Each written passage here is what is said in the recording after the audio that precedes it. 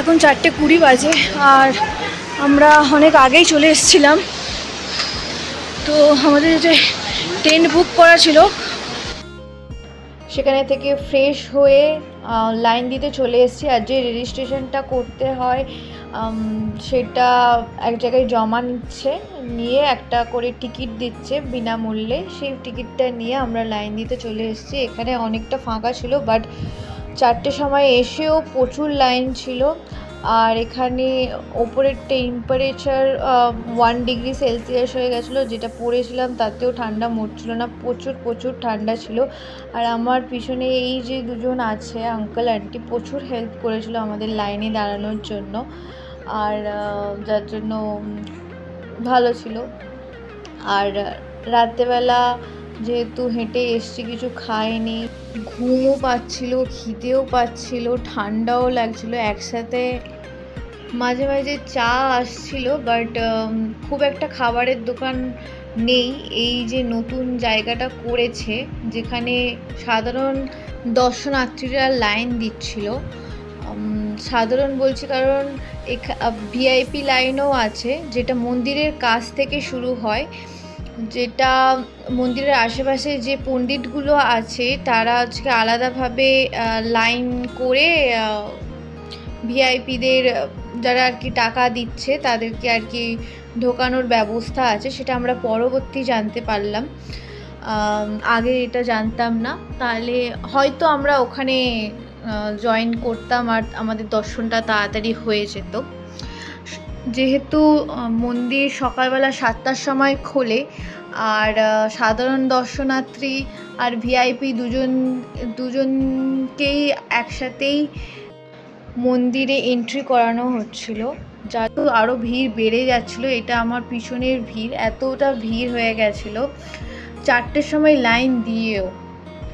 আর এটা যেটা দেখতে পাচ্ছেন আমার সামনের ভিউ, যেখানে অলরেডি এতটা আছে, আমার আগে এতজন লাইন দিয়ে আছে, আরও আছে।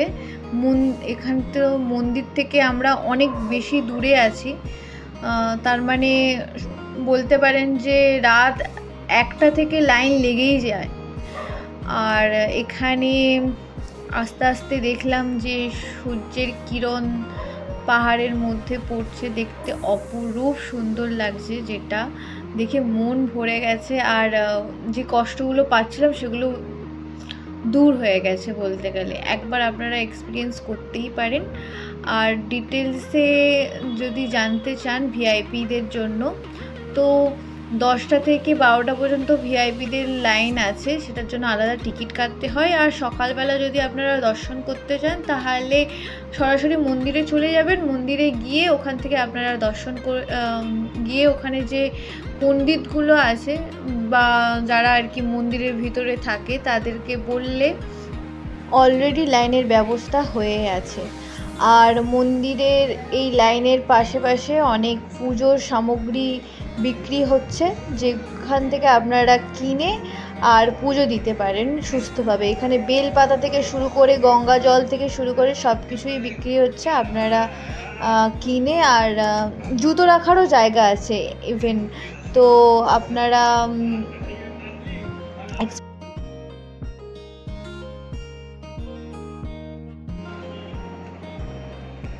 এখন 11:30 বাজে, মোটামুটি আধা ঘন্টার মতো দর্শন হয়।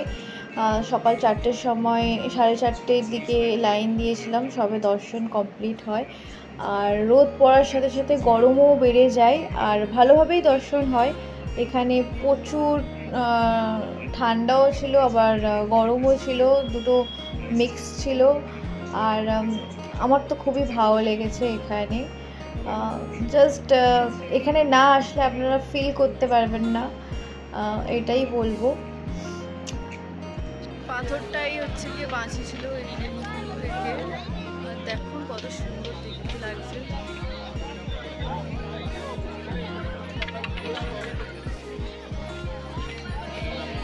এখানে সব স্বামী বাবাগুলো বসে আছে।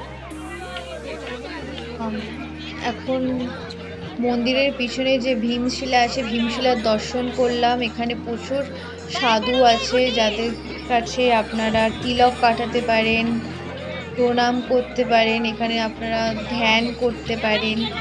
তো অলমোস্ট ভালোই ওয়েদার ছিল, আর এক্সপিরিয়েন্স তো আমি বলে বোঝাতে পারবো না আপনারা না আসলে।